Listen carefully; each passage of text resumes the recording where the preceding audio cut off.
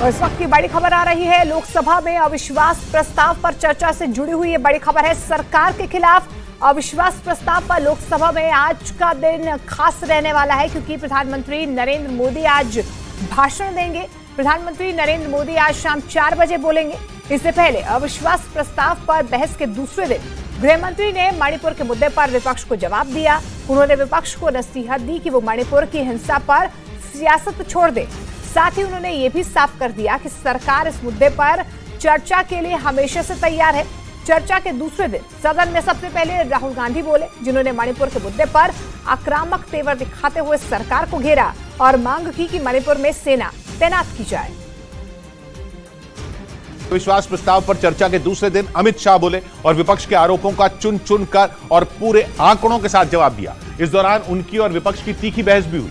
उन्होंने मणिपुर के मुद्दे पर बात करते हुए विपक्ष पर चर्चा से भागने का आरोप लगाया, क्योंकि संसद के मॉनसून सत्र के दौरान विपक्ष ने इस मुद्दे पर खूब हंगामा किया।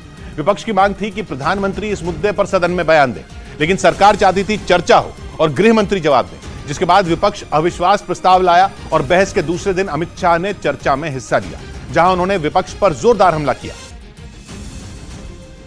मगर आप सदन में चर्चा ही न होने दो, मणिपुर जैसे महत्वपूर्ण मुद्दे पर गृह मंत्री को अपना पक्ष न रखने दे।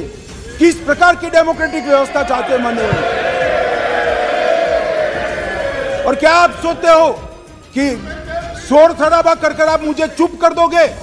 आप चुप नहीं कर सकते हो। 130 करोड़ की जनता ने हमें चुनकर यहां भेजा है। अमित शाह ने केवल मणिपुर के मुद्दे पर ही विपक्ष पर निशाना नहीं साधा, बल्कि वहां से जुड़े कुछ जरूरी आंकड़े भी पेश किए और वहां बीजेपी की सरकार के दौरान कानून व्यवस्था से जुड़ी जानकारी दी। 6 साल में मणिपुर में एक भी दिन कर्फ्यू नहीं डाला, मणिपुर के अंदर एक भी दिन बंद नहीं रहा, मणिपुर के अंदर एक भी दिन ब्लॉकेड नहीं हुआ और उग्रवादी हिंसा लगभग समाप्त हो गई। ये 6 साल का भारतीय जनता पार्टी के शासन का इतिहास था। अमित शाह ने कांग्रेस को पूर्वोत्तर के राज्यों में उसकी सरकार के दौरान हुई मौतों के आंकड़े भी गिनवा दिए। उन्होंने दावा किया कि कांग्रेस के वक्त पूर्वोत्तर में हुई हिंसा में हजारों लोगों की जान गई। आपके समय में तो 8 राज्य आग की लपटों से घेरे हुए थे और ये हिंसा में 6000 से ज्यादा लोग मारे गए थे। सदन में विपक्ष का शोरगुल जारी रहा। कांग्रेस की ओर से अधीर रंजन के बार बार बोलने पर अमित शाह भड़क गए। उन्होंने उन पर तंज भी कसा, क्योंकि अमित शाह ने जब बोलना शुरू किया तो अधीर रंजन चौधरी ने उन्हें कई बार टोका, जिससे अमित शाह नाराज हो गए। ना अभी नहीं कह सकते, बैठ जाओ। नियम आपको मालूम होना चाहिए, नियम पढ़ लीजिए। अभी नहीं कर सकते। अरे भाई, आपकी पार्टी ने आपका नंबर ही बोलने में नहीं रखा है, क्या खड़े हो कर बोलते हो? आप लीडर ऑपोजिशन हो, ना आप चर्चा शुरू करते हो, ना बोलने देते हैं आपको। अब मेरे भाषण में क्यों बोल रहे हो आप? आपको बोलने नहीं देते आपके पार्टी वाले।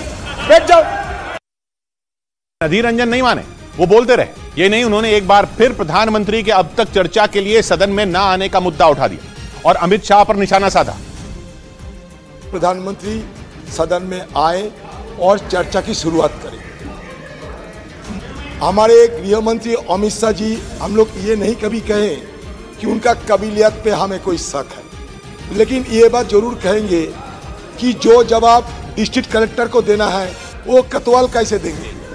तो इसीलिए हम लोग बार बार प्रधानमंत्री को आने के लिए